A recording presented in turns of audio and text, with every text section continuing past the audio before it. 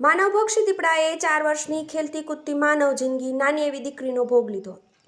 ગીરગઢડા તાલુકાના કોદિયા ગામે આજે રાત્રિના 9 કલાકે વાઘાભાઈ ભક્કાભાઈ જોગરાણાનો પરિવાર જમવાની તૈયારી કરતા હતા। તે સમયે તેમની 4 વર્ષની દીકરી ધૂળીબેન પણ ત્યાં જ હતી। ઓચિંતો દીપડો આવી જતા પરિવારની હાજરીમાં જ દીકરીને ઉપાડીને લઈ ગયો। પરિવાર અને ગામજનો તાત્કાલિક બૂમાબૂમ કરતા દીપડો દીકરીને મૂકી નાસી ગયો હતો। ત્યારે નાના એવા પંખીના માળા જેવડા ગામમાં સોપો પડી ગયો હતો। ઘટનાની ફોરેસ્ટ વિભાગને જાણ કરતા ફોરેસ્ટ વિભાગ તાત્કાલિક ઘટના સ્થળે દોડી ગયો હતો। દીકરીને ગીરગઢડા રેફરલ હોસ્પિટલમાં ખસેડવામાં આવી હતી। 4 વર્ષની દીકરીને દીપડાએ કાનની નીચે, ગાલ પર અને ગરદન ભાગે નખૂન મારી માસૂમ બાળકીને પીખી નાખી હતી। માનવભક્ષી દીપડાની શોધખોળ ફોરેસ્ટ વિભાગ દ્વારા કરવામાં આવી છે।